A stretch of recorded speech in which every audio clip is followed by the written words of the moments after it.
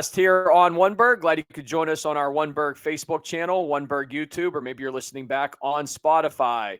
It is Wednesday, December 4th, and joining us is Paul Alexander of KDKA Radio and 93.7 FM, The Fan.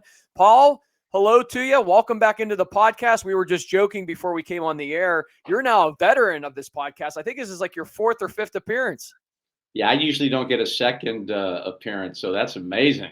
You guys must be desperate. A lot of people turning you down? No, listen, viewership goes through the roof when we have you on, so that's why we brought you back in. It's crazy. It's crazy. It's a train wreck when I'm on. So they're like, it's like you watch NASCAR hoping someone crashes. Everybody's scrolling through, but they have to stop and see what Paul Alexander has to talk to us about. Love it. Paul, let's start with the Pittsburgh Steelers. Since the last time we spoke, I think it was before the season started, or the season was just about to start. On a roll, 9-3, coming off a big 44-38 victory at Cincinnati. They go 2-1 through their first go with the AFC North. Now we're going to start the second half of that this upcoming Sunday at home against the Browns, but 2-1 against the Ravens, Bengals, and Browns first time around. More importantly, they're at 9-3 atop the AFC North, game and a half lead. The Ravens have a bye this week, so if they beat the Browns, that can go to a 2-game lead in the AFC North with 5 games remaining on their schedule. Your thoughts so far on the Pittsburgh Steelers at 9-3? Well, most importantly, what we saw against Cincinnati was the fact that, I thought the assumption going in was you better score points if you want to beat Joe Burrow and the Bengals. And, we've been through some really lean years offensively. I mean, they've averaged, less than 20 points for the last 5 years, for heaven's sake. Since Ben looked like Ben, we haven't seen much offense unless, Mason Rudolph got in there for a little moment or two. But I thought that was the most impressive thing I've seen in a long time. And while people lost their minds when Mike Tomlin made probably his best coaching decision personnel-wise since he's been here, going to Russ Wilson after a 4-2 start by Justin Fields, I was on board the whole time because the Dallas game showed me that Justin's not ready to play quarterback. I mean quarterback in the NFL. That means make your reads, make your progressions, and make accurate on-time throws. He never did that in those 4 wins. He didn't. And he had one game where they fell behind. He came back and he looked decent. But as far as being a legitimate NFL quarterback that makes the throws, that can make all the throws, Russ Wilson's that guy. I hope Justin is someday. I root hard for him. I love him. His athletic ability is why coaches are always going to give him a chance, because you saw what he did to salt the game away. He can run like nobody's business. I mean, this side of Lamar, he might be as dangerous a running quarterback in the NFL, but that's not what the position's all about. If it was about athletic ability, Tom Brady would have never started. He would have never played. So just put that in your head and realize it's about decision-making, on time, and accurate throws. You talked about that offense and the struggles we've had really since before, pre-Ben's injury in the late 20 teens there towards the 18-19 season. That was the type of offense we saw this past week in Cincinnati that can now compete in a shootout. The last 4 or 5 seasons, they could not compete in a shootout. Altogether, this is the number 10 ranked offense in the NFL for points per game. They're averaging 24.7 points per game. The passing game, number 20 at 2-10. So not great yet, but trending in the right direction, not at the bottom like it's been the last few years. And the running game is number 9. It's a top 10 running game right now at 133 yards per game. Najee Harris having a strong season, 824 yards rushing, 4 touchdowns, Paul. It's amazing when you can establish that running game. It's the old adage in football, right? Whether you're talking college, high school, youth football even, you establish the run, it opens up the pass. Well, there's no question about that. If you run the ball effectively and stop the run defensively, you're going to be in every single game that you play. And as much as I've been critical of Mike Tomlin over the years, he's bought into that his entire time here. He likes the rock fights. He likes the low-scoring games, the one-score games. I particularly don't like those very much. I think that he overestimates the defense. I mean, they came up with the turnovers late, but Cincinnati stayed in that game, the entirety of that game. And you know what? That's what Joe Burrow does, and they're that good. Here's a poor guy that's having an MVP season that can't even win a game. That's how bad that defense is. But I love the way this team's constructed because it's complete. I think the Steelers have put together the most complete team in the NFL. When you look at their defense and their big play capability, their edge rushers, they get Highsmith back this week against Cleveland. That's going to wreck the Browns. There's no question about that. The way they play special teams, and now that the offense, that's what always held them back. They were unable to score points. They weren't explosive. They didn't make big plays. But now, as far as a complete team in the NFL, the way they block kicks, the way they right now have the best kicker in the NFL, they're punting the ball effectively. They deserve a lot of credit for that because they lost their starting punter. So, our man Danny Smith and the entirety of that special teams unit has made the Steelers the most complete team in the NFL when you put all three phases together. Paul, let's talk about George Pickens at the wide receiver position. 55 receptions, 850 yards, 3 touchdowns. But that's not what I want to talk about. I want to talk about his conduct on the field. This past week in Cincinnati, 2 unsportsmanlike conduct calls against him. He actually could have had a third. He punted the football into the crowd on that touchdown catch. Was shocked that didn't get flagged, but yet when he drops a ball on a defender, that did get called. But either way, this is a routine that we've seen throughout the year. Mike Tomlin in his post-game press conference says he needs to grow up, and he needs to grow up in a hurry. Your thoughts on George Pickens? We've seen this before, haven't we? Deontay Johnson. We've seen it with AB, of course. There's been some other high-profile wide receivers that have been in here that are so talented. However, their actions on the field could prove costly at certain key situations, and we're hoping that doesn't happen with Pickens, but it certainly could. Yeah, and all these players, probably since a very young age, they're basically enabled. As a parent, you're going to learn very hard lessons that what you don't condemn, you condone. So the fact that George Pickens continues to do idiotic things, and there's no benching, there's no fine, there's no repercussions, it's all this behind closed doors thing. Really? Then how come it doesn't change? How come it doesn't stop? But, Jimmy Johnson was the only guy that was honest about it. If you're a great player and you mess up, oh well. If you're a decent player and you mess up, that could be a problem. If you are a backup or a fringe player and you mess up, I'm going to cut your ass, period. And that's the world we live in. The great sales guys, you know what? They can do all things. If they're bringing in the numbers at your business, you're going to look the other way at some of the unethical, goofy things that they may be doing, not showing up, playing golf during the day. But you know what? If you keep knocking, you keep knocking down your sales goals, and you start keeping the money coming into the company, we're going to look the other way. That's the way the world is. So it ain't changing anytime soon. You hope that he doesn't cost you a game. You hope that personal foul doesn't come on a touchdown that was the game-winning touchdown that now comes back because you can't control yourself. You don't have any discipline. You don't respect the game enough to treat it like it's an important thing that you're doing. It's going to bite you. And I'm sorry, but when your best players are knuckleheads, you got a problem. And he's definitely one of their best players. And I love to watch him play. He's made catches in his short career here that we've never seen before. The guy's a freak of nature. I love him as a player, but he's a knucklehead. And the one thing, there's a lot of great things about Mike Tomlin.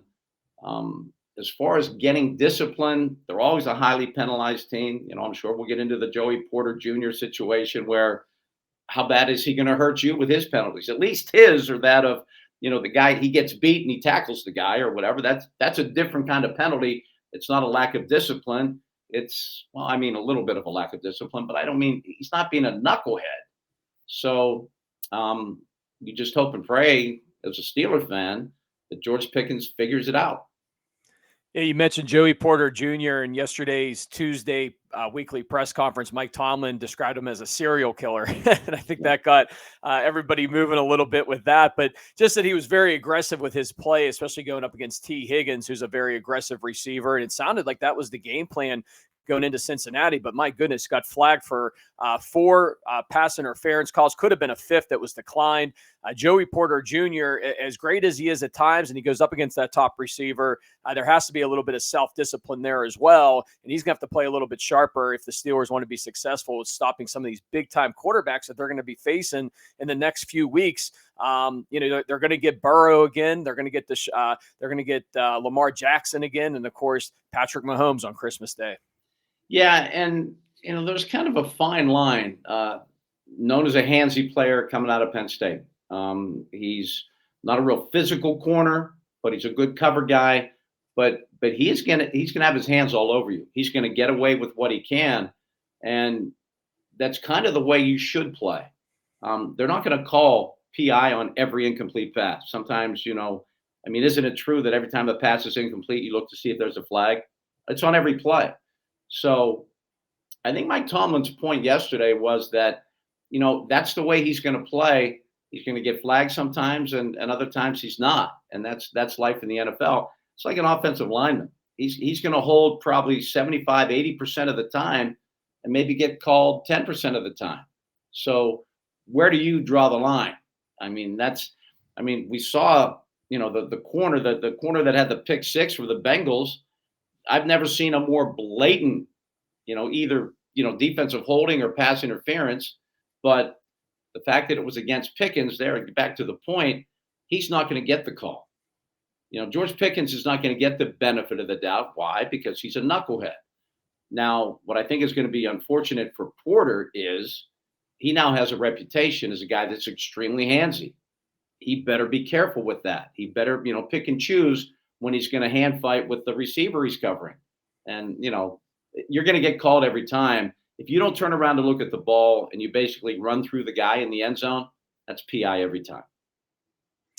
Paul, let's continue to talk about the Steelers defense, currently ranked number 6 in the NFL, averaging 18.7 points per game given up. That took a little bit of a hit this past week after giving up 38 points to Cincinnati. They were a top 3 defense most of this year, but being led once again, of course, by TJ Watt, who disappeared for a few weeks because he's getting double and triple teamed. They purposely moved him around a little bit this week, and it worked. Ended up coming up with a pretty big game against Cincinnati, a couple sacks, that big forced fumble, of course. He has 9.5 sacks on the season, 16 tackles for losses, and 5 forced fumbles now.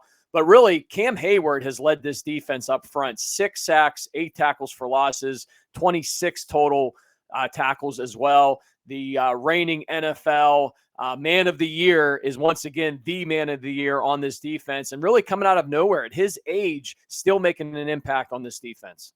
Yeah, and I think everyone that questioned whether or not the Steelers should sign him and extend him, I think that lit a fire. And, I've known Cam for a long time. I saw him beat my Nittany Lions one-handed. His junior year at Ohio State, he played with a cast where he had to keep his left arm like up in the air. It was like a cast from here. He was still unblockable and still wrecked the entirety of the Penn State offense. So I've loved him for a long time for his abilities, and loved Ironhead, his dad, for many, many years as well. But his energy, he's not being blocked. You can't block him. He's bull rushing whoever's across from him. And I think you're going to notice just how valuable Highsmith is when he gets back. They're 6-0 with him in the lineup this year. With him out, TJ can be double, triple teamed, although Herbig is a guy that's on the come as well. So the great teams in the NFL are going to have real quality depth, not just depth, but quality depth. And the fact that Highsmith has missed a couple of games, the Cleveland game is going to be a bit of an exception. You're going to have those hiccups. You're going to have those bumps in the road. But the way they play with Highsmith in there, and now with Smith being added to that, that rotation, you're going to see 3 and 4 outside linebackers, I think, in the game at the same time. Right now, the Steelers defense, if they can get Minka going, if they can be a little better, as far as Joey Porter Jr. is concerned, a little better on the back end, they have all the pieces. They have all the right parts defensively. You're not going to shut down teams in today's NFL. But they've been gouged a little more than I think they're comfortable with. They've given up a fair amount of big plays. I have no problem with giving up points to Burrow. Everybody does. He might be the best quarterback in the NFL right now. He'd have an MVP season going right now if they had half a defense over there in Cincinnati. Yeah, absolutely. They would be in the thick of things in the AFC. I agree with you. If that defense was just not even a little bit better, much better. I think they've lost like 4 or 5 games this year, including this game against the Steelers, when the offense has put up 33 or more points. Correct. Just incredible.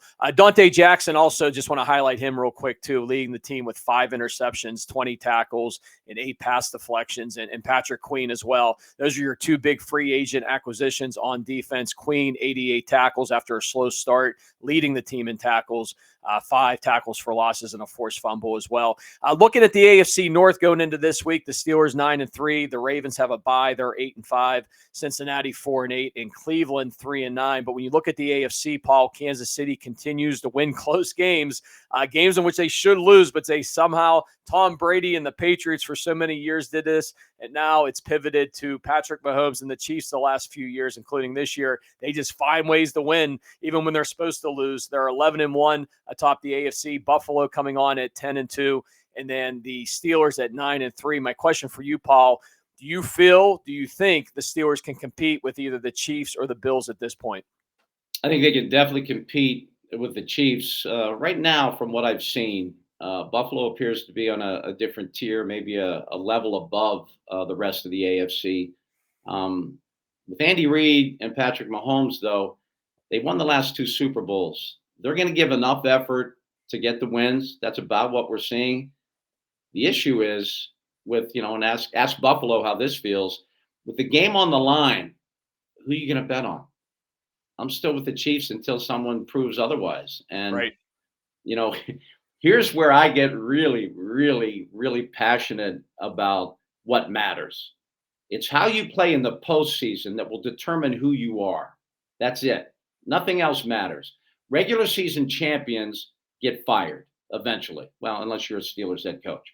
I mean, I'm dead serious. I mean, people that look to regular season success don't understand what it's about. They're the ones that are going to lecture you that you don't know how lucky you have it in Pittsburgh. You never have a losing season. No, everything should be geared toward winning championships, making playoff runs, getting deep into the postseason. Regular season, look at the NHL and who wins the President's Cup. Big freaking deal. You might lose in the first round of the Stanley Cup playoffs. And then what does that mean? You're going to hang a banner with the best regular season we've ever had?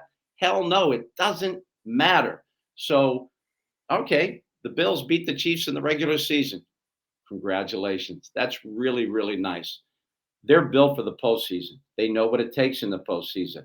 And until Mike Tomlin rediscovers that, I'm going to really be just so disgusted by the never had a losing season. I mean, disgusted.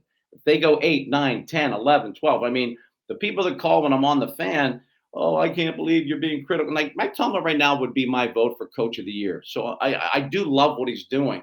But I also know that if they fall flat in the first round of the playoffs and continue to get blown out in the playoff game, I'm moving on. I don't have any interest in that. That means nothing.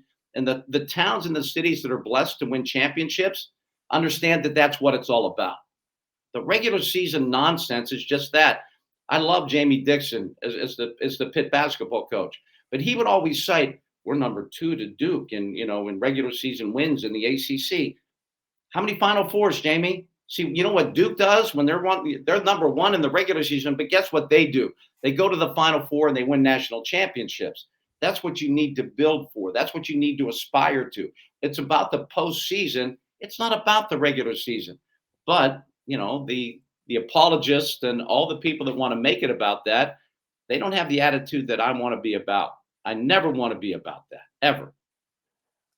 I said all spring leading up to training camp through the summer that the goal for this football team this year is to win a playoff game. Absolutely. I don't care if they won 9, they get in with 9 regular season wins, 10, 11, 12, whatever it may be. They have to win a playoff game for this to be a successful season.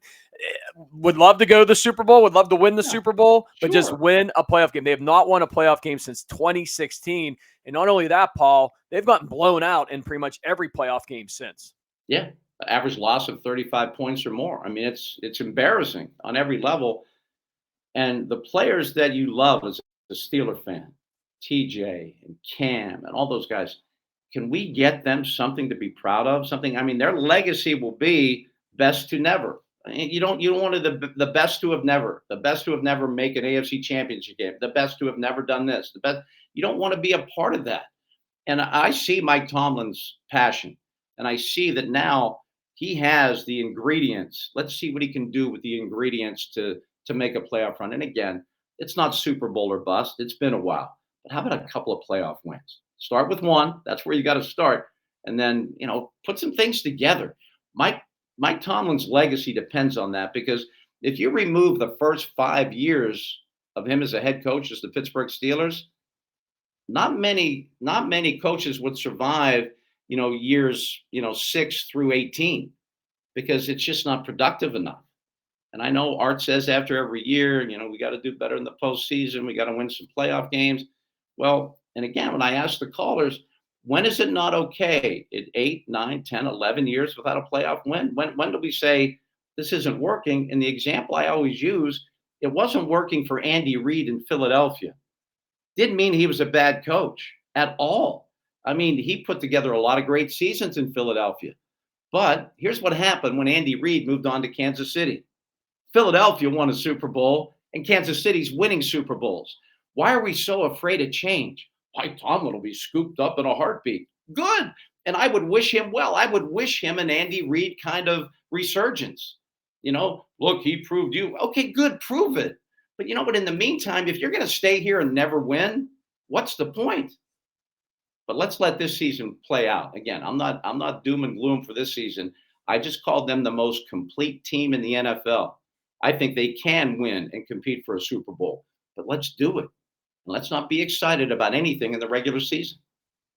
Another step in that direction for them will be to get back to the Browns this week, a team in which they lost on Thursday night in the snowstorm in Cleveland just a couple of weeks ago. They will face the Browns this Sunday at 1:00 at Acrisure Stadium. The Steelers 9-3, Cleveland 3-9, coming off a Monday night loss at Denver. Paul, the Steelers have won 6 of their last 7 games. The only loss is that Thursday night loss in Cleveland. On the flip side, the Browns are 2-5 in their last 7 games.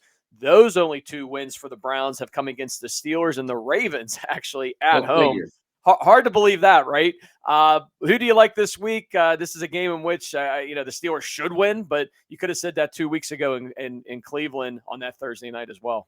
Yeah, I really think it'll be a beatdown. The fact that Highsmith will be back, the fact that the Browns got their attention in Cleveland just 2 weeks ago, it better be a good old-fashioned, take it behind the woodshed and take care of business.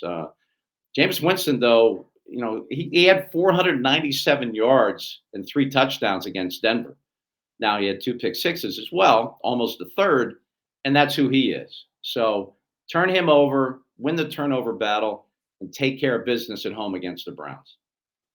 Paul, we still have about 10 minutes left with you here on the TroupCast for this week, and we're going to wedge a little hockey in between talking Steelers, and I want to get your thoughts on Penn State as they go for the Big Ten championship against number 1 Oregon this upcoming Saturday. I know you're a Penn State guy, so definitely want to get your thoughts on the Nittany Lions. But before that, let's just wedge in a little bit of hockey. You and I were talking before we came on. You said, hey, how about the Pens? And I was almost, Paul, what are you talking about? They're dead on arrival. No, Ed, they've won 4 or 5 straight. They're 11-12 now, up to 26 points in the Metropolitan Division. All of a sudden, the Penguins are relevant again. They're on a hot streak, stringing together a number of wins. And are the Pittsburgh Penguins back, in your opinion?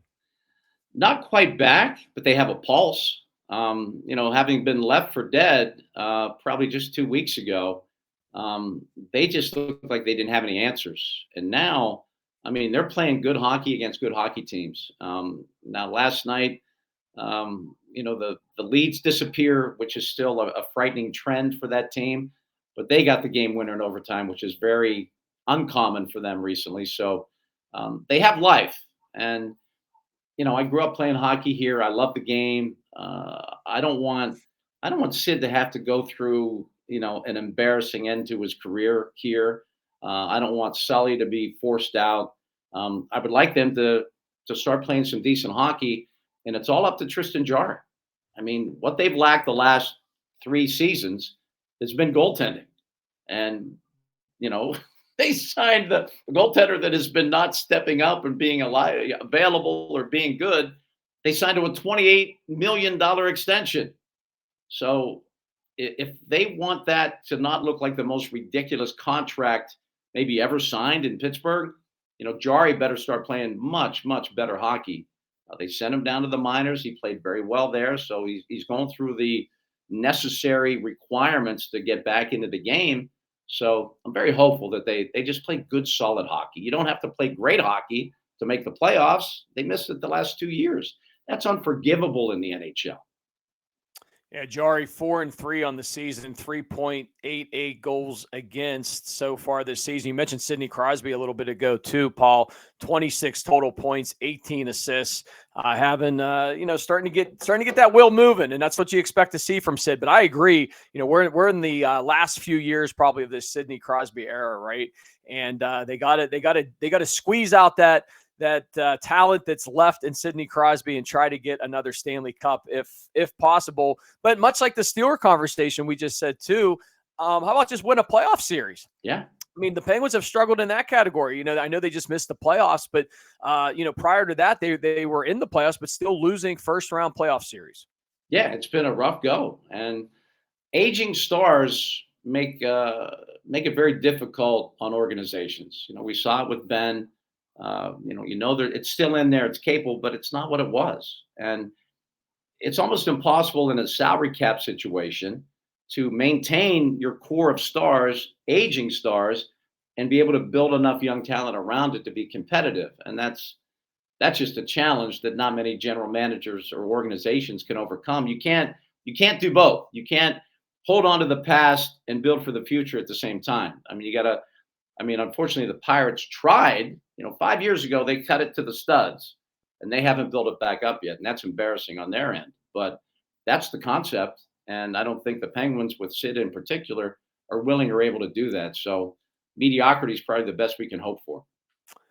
This Saturday, Paul, Penn State, the number 4 ranked Nittany Lions, 11-1 on the season. Their only loss against Ohio State. They've won 4 straight since. We'll play number 1 Oregon in Indianapolis at Lucas Oil Stadium, where the Indianapolis Colts play. That's where the Big Ten championship will be this Saturday. Boy, they got a tough task in front of them against the Oregon Ducks, who again 12-0 undefeated on the season, have unbeatable pretty much all season long. But Penn State 11-1, they're in this Big Ten championship, and for the most part, win or lose, should clinch and be in that playoff conversation with those top 12 teams, right? Yeah, I think win or lose, unless they get just completely blown out and ESPN somehow gets like 6 or 7 SEC teams in there and knocks everyone else out, which they're wont to do. I think they've earned that. Their only loss is to Ohio State, and I think they're going to give Oregon a game. I'm not sure they're good enough. The last time I saw Penn State and Oregon was in the Rose Bowl in 1994. And Penn State dominated that game. So, there's no relevance to that whatsoever. Oregon is a good team. They have a great offense. Penn State's going to have to put up points. The fact that Nick Singleton is back at 100% and running around 22 miles an hour with the ball in his hands is kind of scary for Oregon, I would think. And Aller's been strong. He's been very, very good. He's been able to be more effective with his legs. Not good with his legs, but more effective with his legs. You don't have to worry about him. He's not a running quarterback by any stretch. A lot of times they're going to leave him unaccounted for. And, he's been getting to 6-7 yards occasionally to get that first down and move the chains. So I look for a shootout, and I look for Penn State to stay in it. The Nittany Lions and the Ducks, again, playing for that Big Ten championship this upcoming Saturday, Paul. We got to talk about Pitt if we're going to talk about Penn State, right? Not a glorious of a conversation as we just had about Penn State with Pitt. They finished the season 7-5, 3-5 in the ACC. But the story for Pitt, of course, they were out to that 7-0 start. Wins against Kent State, Cincinnati, West Virginia, Youngstown State, North Carolina, Cal, and Syracuse. They were starting to trend towards that conversation of maybe being in that top 12 playoff category. But then the floor got pulled out from underneath them. A lot of injuries, Eli Holstein being one of those at the quarterback position. I felt like once he got hurt, the season kind of unraveled quickly. Losses at SMU, the upset at home when Virginia beat them, Clemson the following week, and then 2 road losses at the end of the season at Louisville and this past week against Boston College, 34-23. Paul, is this just merely should be chalked up for the Pitt Panthers of, hey, your starting quarterback who was having a Heisman type of season through the first 7 games got hurt and other injuries occurred too? Or is there more here to this Pitt football story in 2024 outside of just injuries of why they fell apart? No, I'm a big fan of always saying it's never just one thing. When people want that call cost them the game or no, our minds are so small, we can only concentrate. We want to focus on the one thing. If it would have been different, the result would have been the way we wanted it. Never true. It's always a multitude of things. However, the Holstein injury, I think, unraveled this entire season. The concussion, after that 7-0 start, after how's Pitt going to be able to keep him, the NIL situation, he's going to go in the portal and get millions and all that, all the concerns. And I was going, hold on, pump the brakes. We're not even close to that point yet. Okay, let's see how it all plays out. And unfortunately, I think that concussion really derailed the Panthers season. After just 3 wins a year ago, starting 7-0, the expectations change, and they should ramp up. They should get more and more, higher and higher. But as we know, at any level, if you don't have a quarterback playing well, you're probably you're gonna struggle, and that's exactly what happened to Pitt.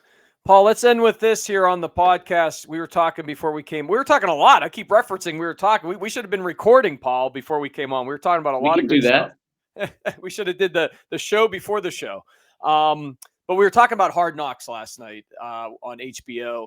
It debuted for the in-season session. Currently, it's the AFC North. First time they've done that, where they've focused on a division, the 4 teams. Your thoughts on? I know you watched it. I saw your post on social media there, but you watched it last night, as did I. Your thoughts on Hard Knocks last night, the debut episode that really featured a lot of Steelers and a lot of Mike Tomlin.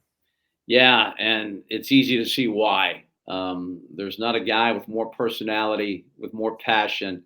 And while I am very critical of some of his, strategic moves, not taking timeouts when he should, doing things that, don't seem to make sense. In that Cleveland game, you don't bring in Justin Fields when you can salt the game away with a run and have him throw. That was just that made no sense on any level. You have the lead in the ball. You don't throw an incomplete pass with a guy that's not your thrower. I mean, it just do what you do best with the people who do those things better than the other people. I mean, those things make me insane. However, the way he treats his players, after the Herbig strip, when he said, "That's why we brought you here. This is not a lightning strike. This is what you're expected to do." Those kind of moments, I think, since we don't get a peek behind the curtain, when you see his ability to motivate and his ability to get people ready to play, I mean, he gets people ramped up and hyped up to play.